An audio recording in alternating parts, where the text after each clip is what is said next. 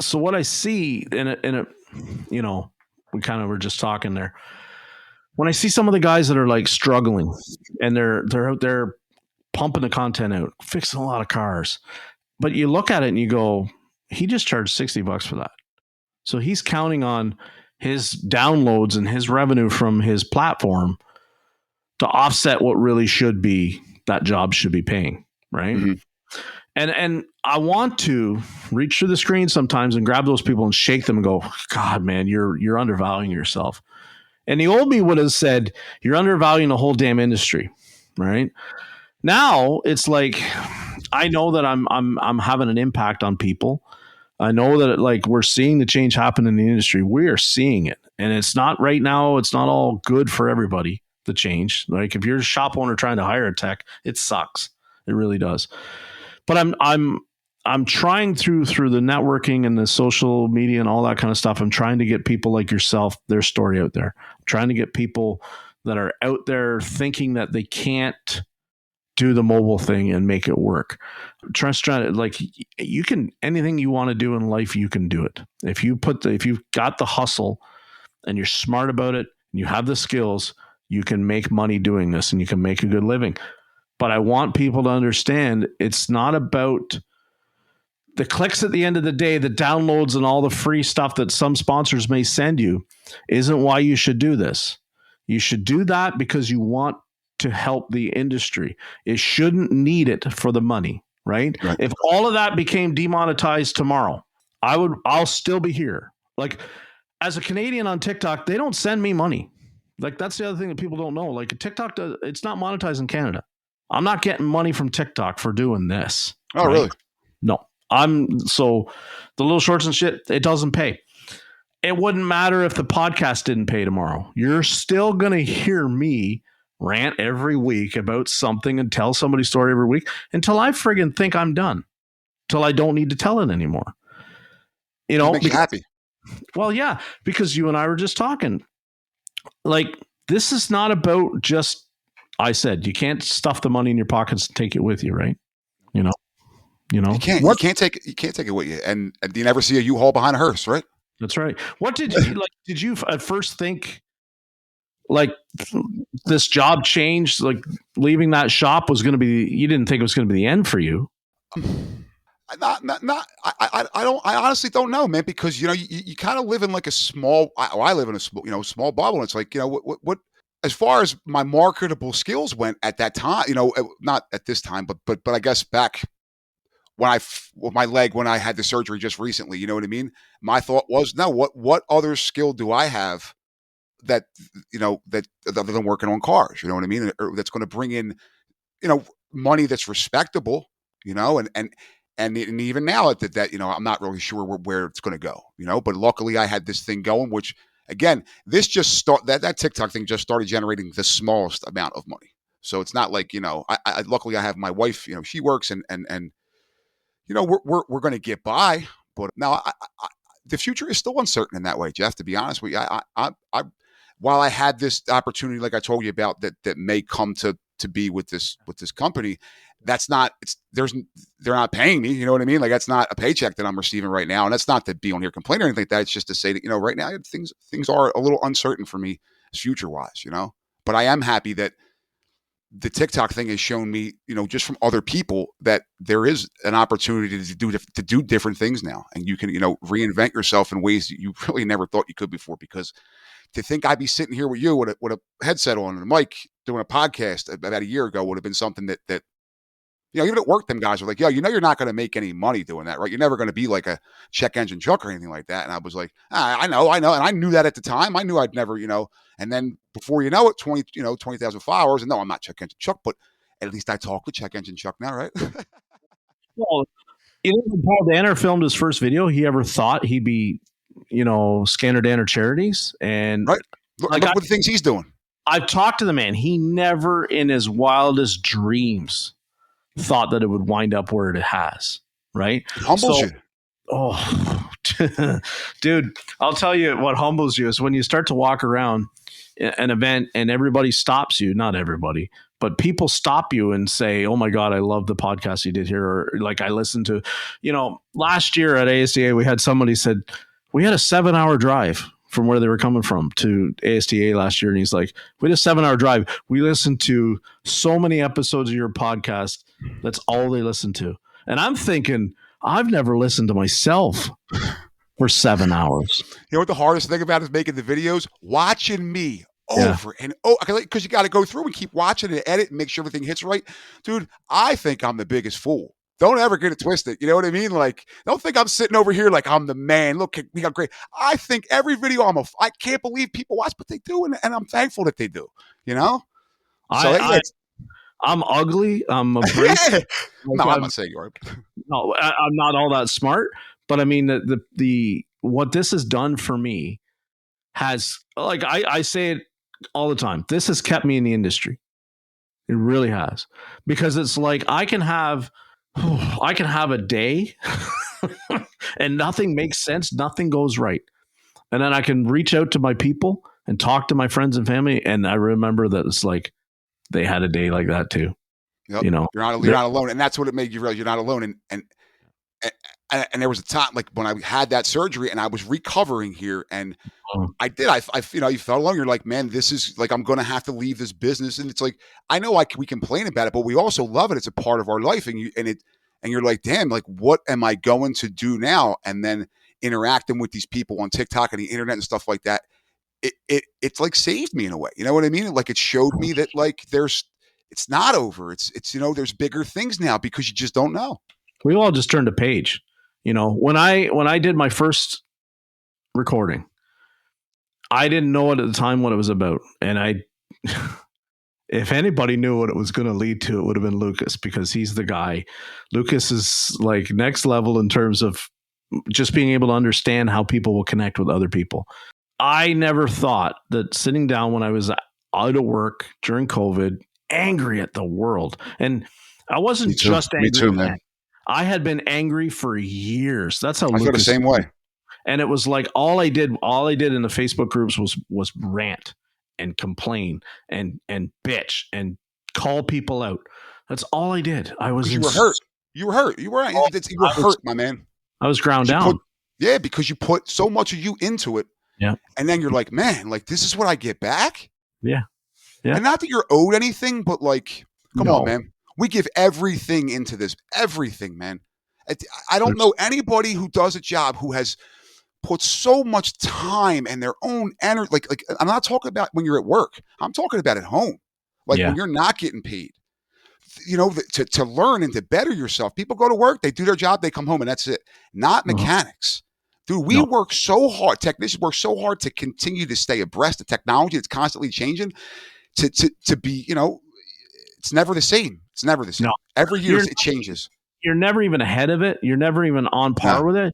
You're just like, how far behind are you? And you have to work against the barriers they put in place to keep you from knowing what just came out. It's insanity. Yeah. It really is. The misinformation, the shit that's published wrong. Like we've all seen that in service information. No, it doesn't actually work that way. You know what I mean? Like, I know the engineer wrote it up and said it did, but that's the other frustrating part. The engineer that designed the system is not the one that wrote the service manual. The guy that puts the wiring harness in the car is not the one that writes the service manual. You know what I mean? Like, it is all supposed to be laid out, but guys, when they build a building, they don't follow the blueprint 100%, because the guy that drafts the building plan assumes that the ground is perfectly level. And then they have somebody else come in and they lay the foundation. The foundation ends up being 1 degree off. Everybody's accounting for that. You put that into a car, well, crap. Think about the variable and the time that comes to, right? And so we're just expected to roll with that? Well, no, because when we roll with it, it means that we have to trust that it's built the way it says it's built. And when we get into a situation where it's not built the way it says we built, we're the dummies because we didn't. Like, that drives me sideways, Fix it fast and fix it right, but you ripped me off when you did so. Yeah. Don't be able to fix it and screw it up, and you are a dummy. So where am I the man? Like, where do you become, where are you, like, where's the win for the guy in that? It's like, if you fix it, you screwed him. And if you don't fix it, you screwed him. Yeah.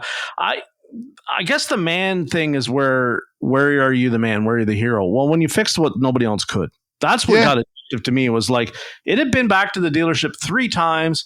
It had a check engine light on, or it had an ABS code, or had an airbag code, or had some funky thing. Back 3 times, I fixed it. That's when I was the man. It was stupid financially to be that man.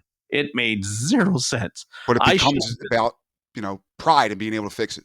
That's And right. it's you can do things that like even in the shop I was just in, I would go over. I never said nothing to the boss or anything like that, but you would go over to like the young guy working next to me and you'd see him struggling with something, and you would just kind of like, yo, man, and walk off. You know what I Mhm. mean? You just give it to him, and you just kind of see it happen, and him figure it out, and you'd be like, that felt good, like that felt good to be like, I was that kid struggling with that, whatever the code may be, and it's like through my hardship, I found over the years, whatever this way to do it, this scenario, and it works, and it's like I'm not going to hold or get, like you said, gatekeep. I'm not going to hold that in. I'm just going to give it away because I hated that struggle. I hated that when you sometimes were in a shop where was that experience and knowledge there to help you, and Mhm. it was not offered.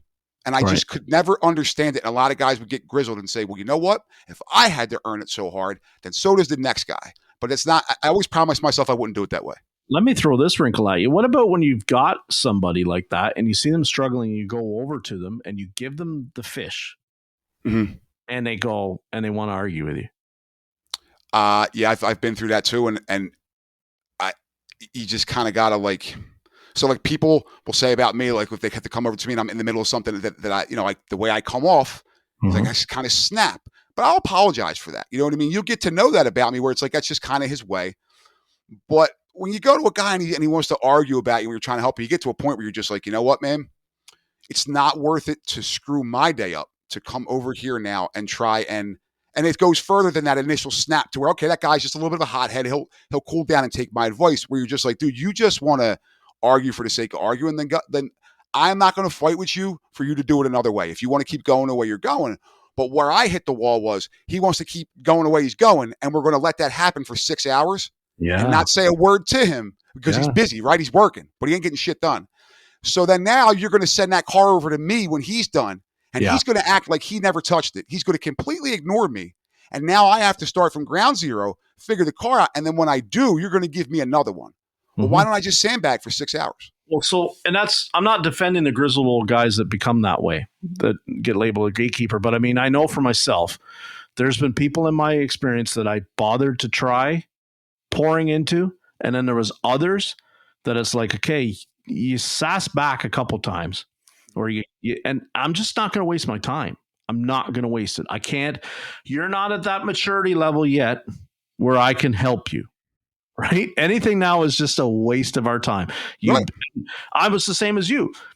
I got frustrated with the system because the system's like they're giving that job to him to try and get him to learn. And I'm looking at it going, we're backing up here and he's screwing it up, making more work for one of the three of us that's going to get that job. Don't give him the stinking job because he's going to mess his day up, and then you're going to go and give him an easy job. And he's still Right. going to get the same hours that I get when I have to go in behind him and fix it. And I'll do it in 2 hours and you pay me 2. He'll have 6 in it. You're probably going to pay him 6 for trying. And then he's still going to make 4 more at the end of the day because he's going to bang off a front and rear brake job in 90 minutes. That's not right. That's And my whole rub on the production thing. I can't. because they're going to throw it at that tech who can't do it because they couldn't wait. And for you to get done the car you were on, it's got to get done now. Now all you did was back yourself up. You didn't help yourself. Yeah, that guy's not sitting there. So the owner sees that he's getting a value for his dollar per hour right at that moment. But you're not, because if you just would have held on 20 minutes, let me finish the car I was doing. I do electrical. That's what I do. Let him do the thing that he does well, and let that guy do the thing that he does well. And stop trying to push 30 cars into a 20-car day. Exactly. It's a bottom line. Like it's not always about the you're dealing with people, and people get tired, and as they get tired, the quality of their work is going to diminish, especially in an environment where you're working in heat, cold, upside down, sideways, on the ground. You know what I mean? It's like, and you expect that same level of diagnostic or repair work from a guy at 7 a.m. and then at 8 o'clock at night, and you're not getting that. Men need to rest. They need to sleep. Your minds just too much expected from these guys now with the computers and the diagnostic. And it's too much, man. We just keep piling on it. We piling on it, and you're breaking guys. They don't want to do it. They leave. We're piling onto the young people. I saw there was a conversation this weekend. I don't know if you saw it or not, if you're in that group, or if not, we'll get you into that group. And he says, I've got a young person that does oil changes for me. They do an oil change and a 35-point inspection. How much time are you allotting for that person to do? And what's reasonable and all that kind of stuff? And my immediate answer is, well, what's your 35-point consist of? What are you actually doing? Are you pulling cabin filters and pulling air filters that the customer's probably not even interested in buying anyway? If they are, stop doing that, because that's just wasting time. And I said to him, if you look at the posted labor times on a lot of these cars, they just do the oil change. And then no inspection, just the oil change. And you think they should do it done in 35 minutes? You're sadly mistaken. Most of the posted labor times are more than 30 minutes. So if you're bringing them in, I'm not saying they shouldn't get to where they're fast.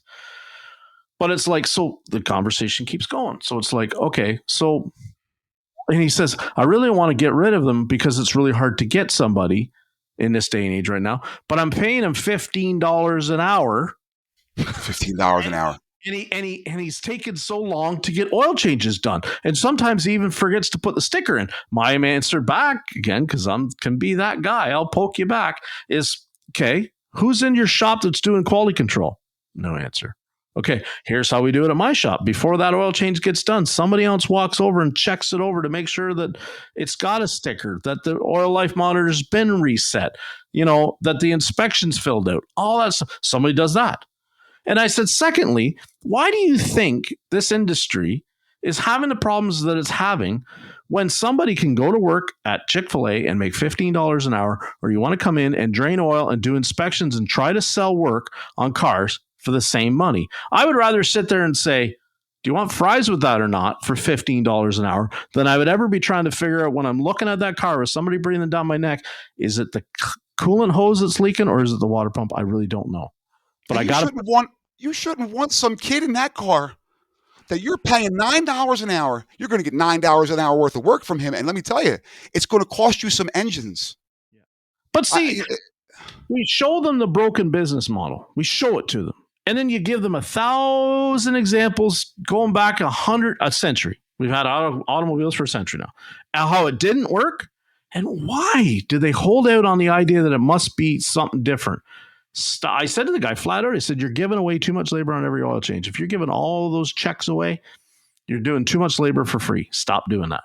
If they just want a stinking oil change, give them a stinking oil change. Otherwise, you sell an oil change with a big inspection, you staff it appropriately, you charge it appropriately, and then you get enough nut off of that job that person can mentor a young person and say, this is the process. This is how we want it done. This is how it's expected to be done here. This is how it will be done. And then, and give them time. Give them time to adjust that, because especially if you're working with kids, man, because they're not grown men. And that's another thing. They put that on my steps on at the one shop. They want this responsibility from you. And it was me too. And any young guy in the business at 17, 18, 19 years old, you are still a child.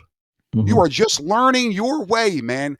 So you're not going to make those 7 a.m. sometimes on Saturday. And you're not always going to be as reliable as Jim, who's 50 years old and has 2 kids in college and a wife, because you don't have that shit on your plate. You're not, you know what I mean? You don't have that weight, nor should you. Nor should that 17-year-old have that weight and be expected to carry that weight. You need time to grow into that. You need time to become the tech or the employee or the person that you're going to be. And that's the thing. It's 18 years old, you're an adult. You are the furthest thing from an adult when you are 18. And sitting here at 40, I'm just now touching adult, Jeff. We're just getting to adult, buddy. Maybe. Well, I know. And I mean, I was brought up in a different time, and I was brought up with some parents that it was I had a paper route from the time I was 8 years old. So it was I knew a schedule, I knew a routine. There was a responsibility. I had to deliver papers. It didn't matter if I was home sick from school that day. The paper still had to get delivered. Right. I might have had to wait till my father got home or my mom got home to drive me around, but they got delivered. But you were still going to make those youthful mistakes somewhere along the line in your job or whatever it may be. You know what I mean? But I mean, it's when everybody says these young people I just hired a tech, 26 years old. They managed to work 4 days last week. Okay. I'm sorry. But, like we have a generation now that it was like, if they didn't even go to school 5 days Yeah, ago, right. They did it from their bedroom. exactly. They still pass them through, right? Like now, and I look at these COVID kids that it's like, I can meet these young people now, and I know that they had 2 years of where they were homeschooled on COVID. They're not the same, and they're not No. ready, and they may never be ready. Well, the education, I think a lot of it is a waste in high school. Like when they get to the high school level, I think it's just a lot of wasted stuff. I think that there should be, like, I've been incarcerated, unfortunately. And you know how many men you will spend time with, grown men like our age, that you watching TV somewhere with, and they go, "Hey, Bob, what's a FICO score?" Okay, like that's a problem. We're Mm-hmm. not educating the world about. When did you learn about money? I learned about it after like my second credit card chart. You know what I mean? Like when you start making mistakes, you got to fix all these mistakes that you make that were great. That you teach me geometry. I've never used it in my life, or trigonometry, or whatever. You know what I mean? Some of those classes that you take that you never use. That were if they would have sat you down and put you through some finance, man, it would have done you a whole lot better in the world. Some business classes on how to, to invest and where to put this and that and the third things that I know that would value my life in a whole lot better way than the things that I was taught. Yeah. Really, I mean, I don't know how it goes in Canada, man, but here we are falling. We're not doing any good. Like, so the thing that I was always taught was everybody around you does well, you do well. Like it's a community type of thing. Well, in America, we don't feel that way anymore, apparently, because we're all just miserable. Everybody's miserable.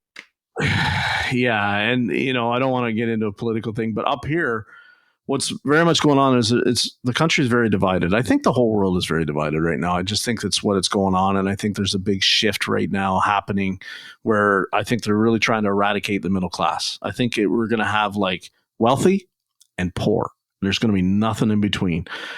Now, you can make the argument that it's like some people that have nothing are still feel very wealthy because they're not burdened with certain things. And I get that analogy. I totally understand it. But right now, we're starting to see where it's like, 40 years ago, we used to talk about some people had to have two jobs. Oh, I worked two jobs.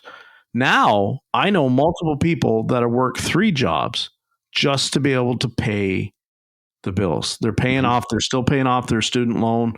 They're making a car payment. They're trying to pay their mortgage on. It's just it goes and goes and goes and goes and goes and goes. And there's a lot of factors that are coming into fact that groceries are up 100% in the last 4 years in my country.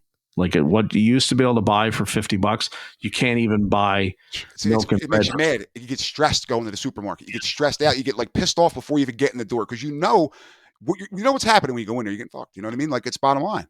But it's a situation of like when I look at you're exactly right when you talk about financing. Kids don't need to learn the top 4 exports out of Guatemala in 11th grade geography. They don't need to learn that. It does not matter. And it can, it can change tomorrow. And if they really want to friggin' know what it is, they can Google it and it'll get them. Like we need to be teaching trades. We need to be teaching our people how to be employed. It's like we need to teach them skills. We need to teach them how to be good employees. And everybody's like, what does that mean?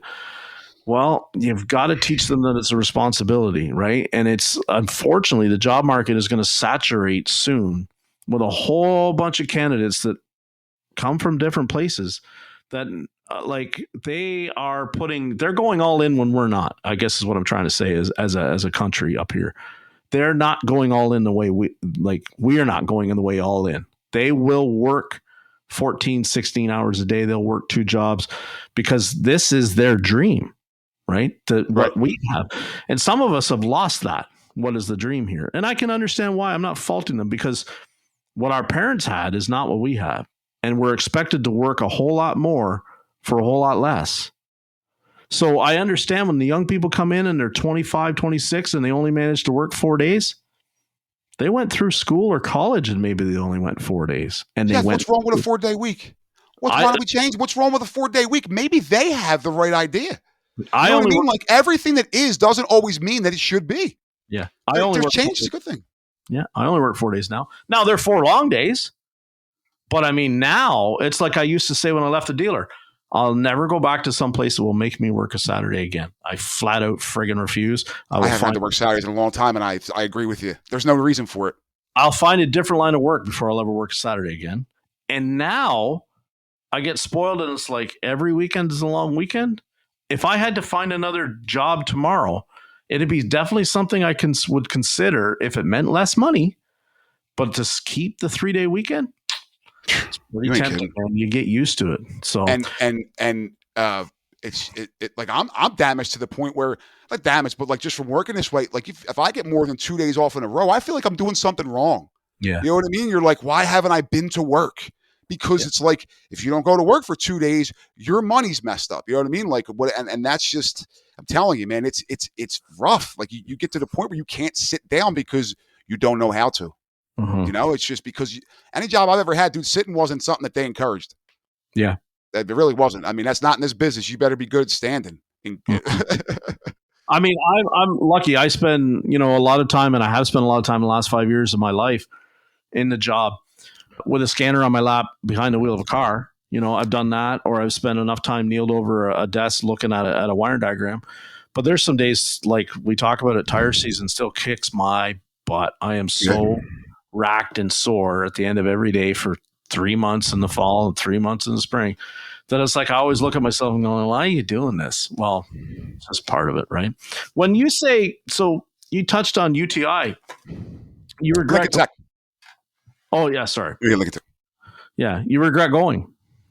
No, I don't regret. See, I didn't have in place what my stepson has in place. I mean, with me being here and it was a different time, and nobody in my world, like the young guys that I was with at the time, we were in the cars, but we didn't have any old heads like that, that were really there to help out. The old heads back then would like just keep walking, and they were on their way home from work. They're like, nah, man, we don't want to help you out. So Lincoln Tech was actually a blast for me. That was the 1 year of school that I loved, because I was going to school for something I wanted to learn with all people who were there just to learn that, you know what I mean? And they weren't interested in that. So I clicked up with a few guys, and one guy I still talk to this day, his name's Don, and he's working for Tesla now. You know what I mean? So there were a few guys who stayed with it and stayed in the business, but most of that intro class you were with, that's where you started out, and then there wasn't many of them left at the end. But the guys who were in it to win it, you know what I mean, or to stay in it, I guess you'd say, I still talk to a few of them, and it's expensive, but I can say now that maybe it wouldn't be so worth it because of the information that's available now. But I would never say I regret going, because it was one of the most valuable experiences I've ever had. And I think had I not done it, that I wouldn't have gotten to the business so like committed as, it would have been like something I did, but I would have done other things like a lot of guys I know. I got in and stayed in, and I've never left. You know what I mean? So not a lot of guys are like that. There's been a lot of guys who've left and come back, or they leave and they don't come back. Me and that guy Don are the only two that I can think of right now from that class that are still doing it. Yeah. But he's another guy that loves it like crazy, man. And what he did was pretty incredible, because he went from doing what we do to something that's that's a closed door you're opening. You've never seen it before. And he said they told him his first day, forget everything he learned over the past 20 years, and you can leave your tools at home. Mm-hmm. And that was what they told him. And he said it was rough in the beginning, but he's a master over there now, so he's doing very, very well. Good for him. Yeah. I love that. I love that stuff. I love seeing guys do well. Yeah. I don't hate on anybody. I don't even care if I'm not doing well. If you're a guy out there like Chuck or anybody that's shining or whatever, I think it's the greatest thing in the world right now that these regular people doing regular jobs can be like stars. You know what I mean? Like really, it's such a different thing now than it used to be. Because I'd rather watch them than some dude that's got millions. Yeah, I don't. How many of us probably don't watch when Elon Musk does a press conference to profile a new model? Nobody probably tunes into that. No. But like, there's probably a lot of videos of somebody was to take a Tesla apart. Mm-hmm. There's a lot of people that are going to watch that, and we're not. And Elon's not going to be the one taking it apart. You're not hating on the guy. He's the one that comes up with a lot of those things that are still happening. Like, the guy's a genius, bona fide. But I'm not watching him. I want to know how it. Like, I want to know how it's. And that whenever I think you root for somebody who's working to get there. So you're not specifically going to root for the guy who's already there and he made it. He made it. We're not rooting for him anymore. I'm going to root for the guy who's digging up and trying to get there. And because because I think that's what it's all about. We're all trying to get to that level in whatever we do. You're not going to be Elon Musk, but if you're a mechanic or whatever, you be Paul Dana or wherever you want to, you all have that level that you want to get to. Nobody starts something as like, I just want to be mediocre. I never knew a guy who was like, yo, I don't want to be good at fixing cars. I want to be a shitty mechanic. Yeah. And I really want to have a lot of comebacks and I don't want to make any money. Like everybody comes into it wants to be good. It's just, I guess maybe it's all about who you have around you, what you learn and your experiences and how it ends up there, because even good or bad, my experiences put me to where I am right now, Yeah. The culture of the shop is the key thing. I've seen that now. And it resonated in the last 5 years. You see some absolutely phenomenal shop owners and you look at the culture that's going on within their business and you realize that like, there's no ceiling to that place.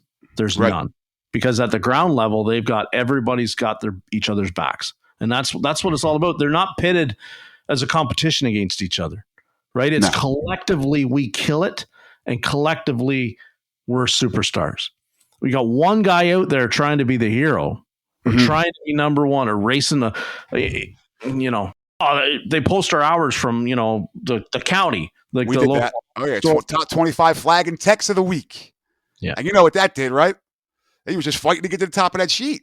And that's all it was, And there was a guy I worked with for years who we fought cat and dog in the shop. Like in each other's faces over flat rate hours. And but it was a double-edged sword because it made me a better tech sparring with him. I got faster, I got better, but it was a negative experience. You don't want to do that, but we weren't that way outside of work. We were friends outside of work. We used to go drink in a bar and stuff, but at work we were killers. That's what you had to be in there because you needed to go in there and make 60, 70 hours that week because you had a mortgage and a car payment because you were living at 60, 70 hours a week as we all do, right? Because you hit that 60, 70, so you're going to keep living there.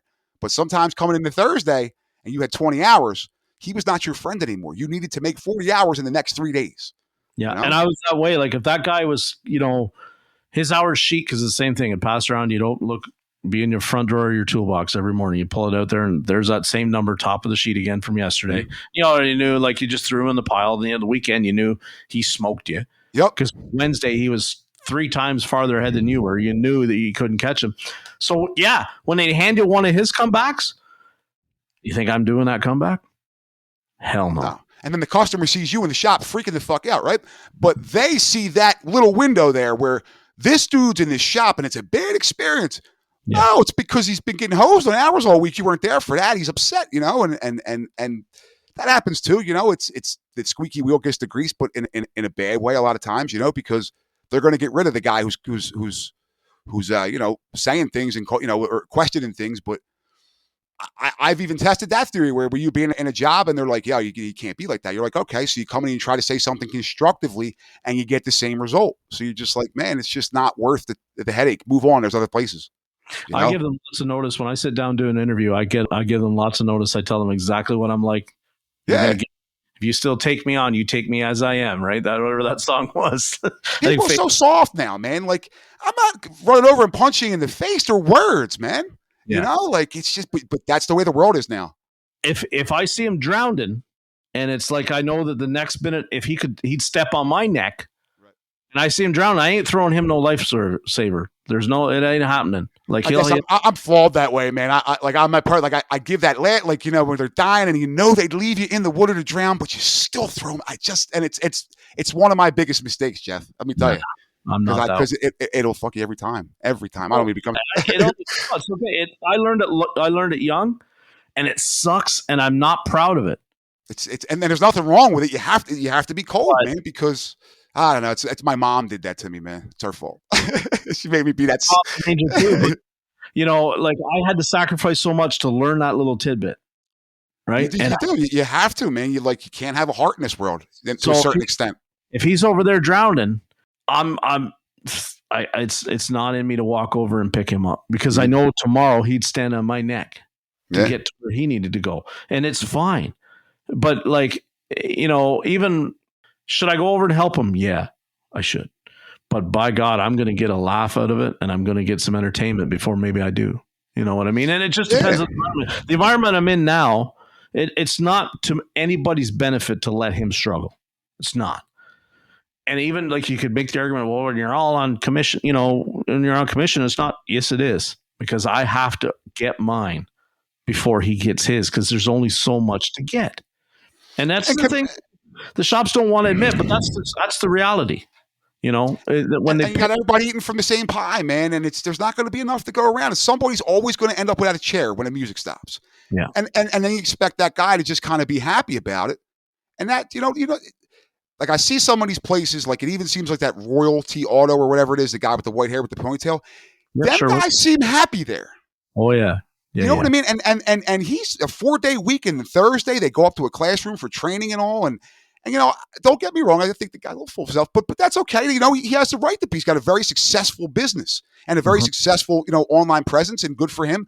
But Yeah, you can tell that those guys that he's working for him, they're not going home counting pennies, man. They're no, probably taken care of. And they're being offered something like I told my stepson, and I hopefully anybody that's watching this will hear this more than anything else. Go work for somebody who's going to offer you training and yes, education, because it costs so much money. And I'm telling you, take that education. That's worth more than anything else, because you could take that education. You have that forever. They can't take that back. You own it for the rest of your life.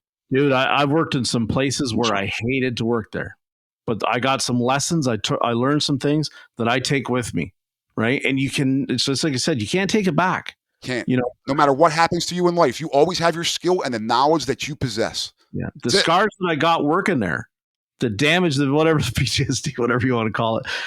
Yeah, I take that with me too. But I mean, the struggles and the hardships and what I went through to learn the lessons that I can now apply to somebody that appreciates me, man, you ain't never taking that back from me. That's And mine. Jeff, I told my stepson, like, maybe we didn't realize it when we were kids, when we were coming up in this business, but like, you are better than like, if you're not happy there, leave, Mm-hmm.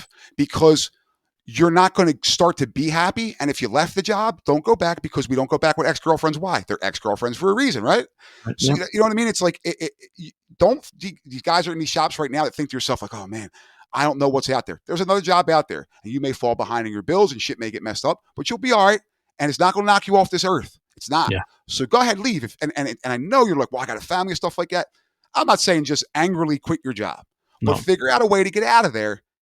There's other avenues, and you are worth it, man. If you're not a bum, someone's going to see it, man. So don't stay somewhere you're not happy. There's a lot of opportunity out there, and we're on this earth for free. We ain't got to pay nothing to stay here, man. Right. There's Seriously. no better time right now for opportunities for us than ever been. It's the most opportunities for any technician now that's ever been in this known history of this industry. And I said it a couple months ago, and I'll say it again. If you're not happy, just like Bob finished saying, if you're not happy, go find where you're going to be, because I guarantee it's out there somewhere. And I guarantee the place that you think might take you would love to have you. If you And it bring might not come quickly.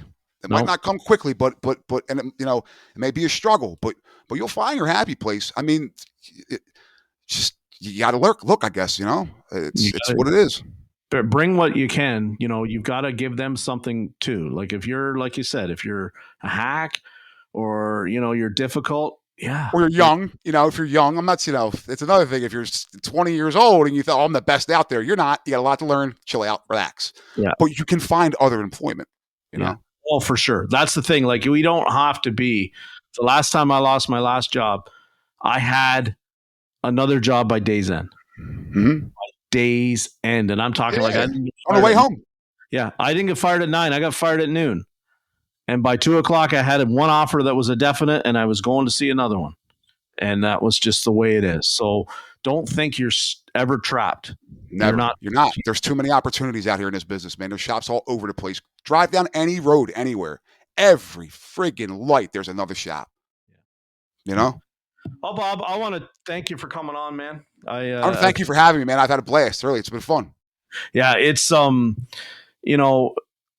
gonna do this again. Hopefully, we have a night with less technical problems. But I mean, it's been pretty good. In closing, any comments? Anything you want to say to everybody? You're kind of getting a lot of traction on TikTok, so people that want to find you there. Yeah, absolutely. And I may come off. I always say I'm acquired taste. You know what I mean? Like right off the bat, I may not be your flavor, but if you hang out for a little bit and get to know me, you know what I mean? I'm not so bad. And what I like to put out there more than anything else is I still love working on cars, man. I still love it today, almost 25 years in, as much as I did when I was a kid, and I'm enjoying even more now the fact that I'm able to pass it down to another generation, and and pass some knowledge out there to the world. And it's really fun. It's a really interesting time, and I'm having a lot of fun. So thank you for having me, man. Awesome, man. I appreciate it. We'll be talking to you. All right. Thanks, everybody.